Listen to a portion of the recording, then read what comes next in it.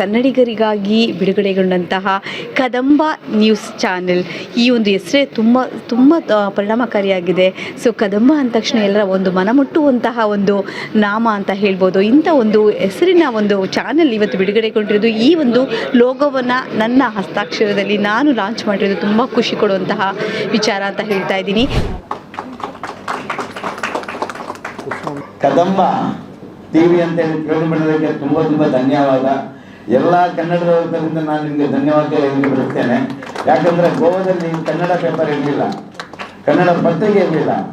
ಒಂದು ಟೈಮಲ್ಲಿ ಕನ್ನಡದ ಪತ್ರಿಕೆ ಬಂದಿತ್ತು, ಆದ್ರೆ ಅದು ನಡೀಲಿಲ್ಲ. ಆದ್ರೆ ಇವರ ಕನ್ನಡ ಪತ್ರಿಕೆ ಎಲ್ಲಿ ನಿಲ್ಲದೆ ಬುಲೆಟ್ ಟ್ರೈನ್ ತನಕ ಓಡ್ಬೇಕಂತೇಳಿ ನಾನು ಆ ದೇವರಲ್ಲಿ ಬೇಡಿಕೊಳ್ತೇನೆ. ಕದಂಬರು ಗೋವಾ ರಾಜ್ಯವನ್ನು ಆಳಿದವರು. ಅವ್ರದ್ದು ಬನವಾಸಿ ರಾಜಧಾನಿ ಆದ್ರೂ ರಾಮದುರ್ಗ ಹತ್ರ ಒಂದು ಹಳ್ಳಿ, ಅದು ಎರಡನೇ ರಾಜಧಾನಿ ಕದಂಬರದಾಗಿತ್ತು. ಆ ಸಂದರ್ಭದಲ್ಲಿ ಗೋವಾನ ಸಂಪೂರ್ಣವಾಗಿ ನಮ್ಮ ಮಯೂರ ವರ್ಮ ರಾಜ ಆಳಿದಂತ ನಾಡು ಇದು. ಕದಂಬ ಬಸ್ ಸ್ಟ್ಯಾಂಡ್ ಬಿಟ್ರೆ ಕದಂಬ ಟಿವಿ ಚಾನಲ್ ಇವತ್ತು ಆಗಿರೋದು ನಿಜವಾಗಿ ಹೆಮ್ಮೆ ಪಡುವಂತ ವಿಷಯ.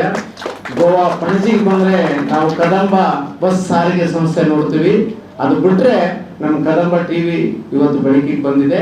ಮುಂದಿನ ದಿನಮಾನಗಳಲ್ಲಿ ಗೋವಾದಲ್ಲಿ ನಾನು ಹೇಳ್ತೀನಲ್ಲ, ಮುಂದಿನ ವರ್ಷ ನಾವು ಇಲ್ಲಿ ಒಂದು ವಾರ್ಷಿಕೋತ್ಸವ ಕಾರ್ಯಕ್ರಮ ಮಾಡೋಣ.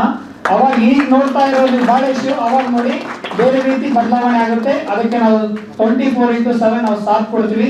ಅಂದ್ರೆ ನಿಮ್ಮ ಈ ದಿನಪತ್ರಿಕೆ ಅನ್ನೋದು ಗೋವಾ ರಾಜ್ಯದಲ್ಲಿ ಮೊದಲ ಆವೃತ್ತಿ ಬಿಡುಗಡೆ ಇವತ್ತು.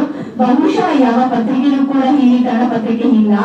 ಸೊ ಹಾಗಾಗಿ ಇಂಥ ಒಂದು ಹೆಗ್ಗಳಿಕೆಯ ವಿಷಯ ಅಂತ ಅಂದ್ರೆ ಸುವರ್ಣ ಫೋಕಸ್ ನ ಇವತ್ತು ಆವೃತ್ತಿಯ ಬಿಡುಗಡೆ ಇವತ್ತು ಆಗ್ತಾ ಇರೋದು ಇಲ್ಲಿ.